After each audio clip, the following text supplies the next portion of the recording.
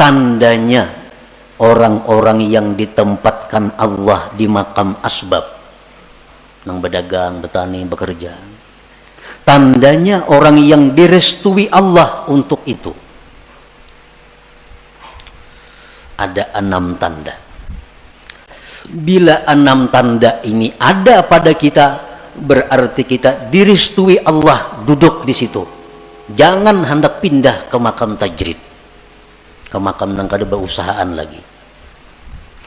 Tetapi bila mana 6 tanda ini ada sesuatu yang kada kita miliki, kada bisa kita dapatkan, berarti itu isyarat kita mesti pindah kepada makam tajrid. Nah, demikian pula sebaliknya. Nah, sekarang kita mengetahui apakah usaha kita ini diridai Allah. Bila diridai Allah, kita rusakan aja berusaha. Jangan berampi-ampi sampai mati berusaha. Sampai mati. Jangan berampi-ampi kalau memang di situ diridai Allah. Nah, tandanya apa? 1,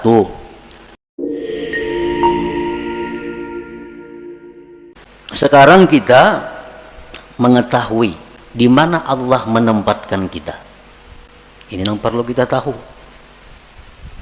Apakah Allah sekarang ini menempatkan kita di satu tempat yang namanya asbab untuk mencukupi kebutuhan ibadah kita? Ataukah sekarang ini Allah sudah menempatkan kita di makam tajrid untuk mencukupi kebutuhan ibadah kita? Ini perlu diketahui. Nah, jadi selalu kita ingat bahwa kita ini dicipta untuk ibadah. Jadi tugas kita ini ibadah.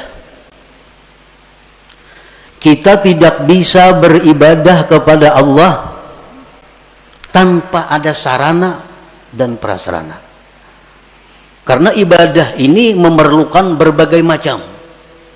Ibadah memerlukan kekuatan tenaga supaya bisa bergerak, supaya bisa sembahyang, supaya bisa naik haji, supaya bisa umrah. Itu perlu kekuatan. Makanan, minuman. Untuk beribadah kita perlu pakaian. Untuk beribadah kadang-kadang perlu kendaraan. Untuk beribadah perlu tempat. Banyak keperluan-keperluan kita agar kita bisa beribadah. Nah, untuk mencukupi keperluan kita beribadah ini, Allah ada menyediakan 2 tempat yang kita duduki, yang kita jalani. Untuk mendapatkan keperluan ibadah ada 2 cara yang diberikan Allah. Ada 2 tempat yang diberikan Allah. Pertama namanya asbab. Yang kedua namanya tajrid. Nah, ya tadi iradatuka tajrid ma'a ikamatillah iyyaka bil asbab minasyahwatil khafiyah wa iradatukal asbab ma'a ikamatillahi ta'ayyaka bit tajrid inhidatun anil himmatil aliyah. Jadi ada 2 untuk mencukupi kebutuhan ibadah nih. Ada asbab, ada tajrid. Asbab ini apa artinya? Ya sebab. Bekerja, berdagang, bertani, menuri, beternak, jadi guru, pegawai. Ini asbab. Artinya apa? Dia mendapatkan kecukupan ibadahnya melalui pekerjaan-pekerjaan. Nah, ini asbab namanya. Ada orang yang ditempatkan Allah di situ untuk mendapatkan keperluan ibadah. Nah, yang kedua, ada orang yang ditempatkan Allah di satu makam namanya tajrid. Ini orang dalam rangka mencukupi keperluan ibadahnya kada perlu berusaha. Dia telah dicukupi. Contohnya warisan banyak isi warisan. Ini kada becarian. Bulan ini datang nang saham di anu. Bulan akan datang nang di anu. Di rumah aja bagaimana? Datangan duit ke rumahnya. Nah, ini orang ditempatkan Tuhan di makam tajrid ngarannya. Kan ada ya kalau kayak itu orang. Nang kada berusaha, betoko kada, beternak kada, betani kada, apa kada. Tapi duit banyak berisi datangnya, serabanya ada, beribadah apa kawa. Nah, ini ngarannya di makam tajrid, di andak Tuhan orang ini. Nah, para muhibbin rahimakumullah, apabila kita ditempatkan Tuhan di makam, di tempat yang namanya asbab, nah, lalu kita hendak berpindah ke makam tajrid. Aku ampih dah berdagang, ampih bahuma, ampih menurih, aku hendak beribadah aja lagi. Dagangan semuaan tutup, habis sudah lagi. Aku hendak beribadah, duit nak datang-datang, kadang-kadang terserah. Pokoknya aku beribadah. Nah, ini orang keinginannya jahat yang tersembunyi. Nah, ini orang ini ada kejahatan yang tersembunyi. Kenapa? Karena Tuhan menempatkannya di tempat namanya asbab. Hendak berpindah, hendak di rumah aja begana lagi, ke pasar kada turun lagi. Nah, ini orang ada syahwat khafiyah, ada keinginan jahat yang tersembunyi. Orang yang selama ini duduknya ditempatkan Allah di makam tajrid, sudah nyaman nih, tiap bulan ada kiriman, tiap bulan ada, kada pernah talantar pemakan pakai apa cukup. Berpikir nukar kabun, anak bakabun lagi na aku nih. Nah, anak bakabun, padahal bertahun-tahun dah begana di rumah aja, beribadah kalian datang duit. Kalinya membuka kios di muka rumah. Nah, membuka kios, ini ngarannya inhitat minal himmatil aliyah. Ini turun tingkat ngarannya, turun ini, ada penurunan himmah yang tinggi. Inhitatun minal himmatil aliyah. Nah, para muhibbin rahimakumullah, sekarang kita mengetahui di mana Allah menempatkan kita. Ini yang perlu kita tahu. Apakah Allah sekarang ini menempatkan kita di satu tempat yang namanya asbab untuk mencukupi kebutuhan ibadah kita?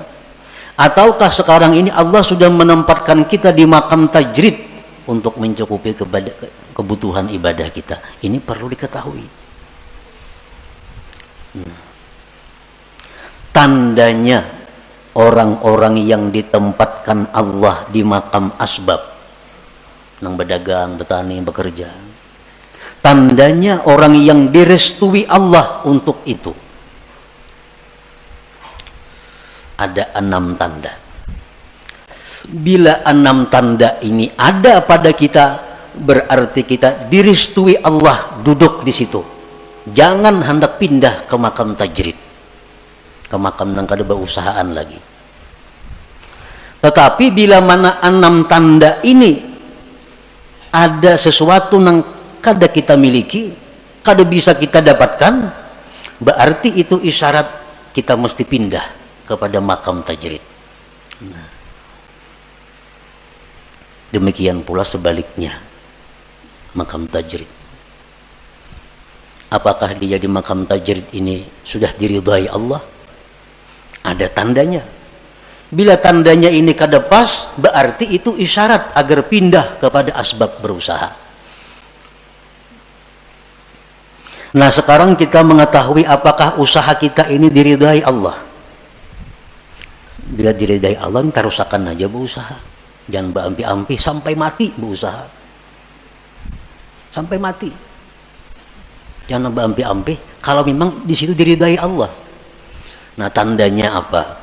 1, husulul kifayah wal muasah lil fuqara wal masakin.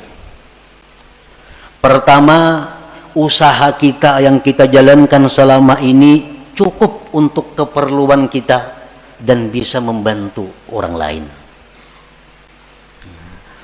Dagangan kita, usaha kita, hasilnya itu cukup untuk kebutuhan kita, bahkan bisa membantu orang lain.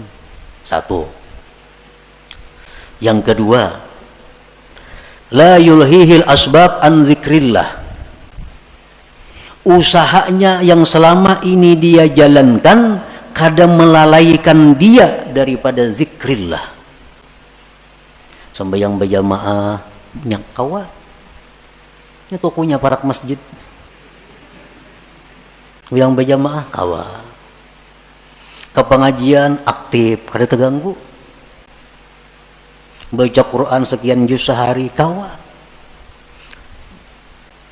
usahanya kada mengganggu dia daripada zikrullah. Nah ini tanda yang kedua, tanda kita ini diridai Allah dalam kedudukan berusaha. Yang ketiga, la yajurruhul asbab ila ma harramahullah. Usaha kita ini kadang menarik, membawa kepada yang diharamkan Allah.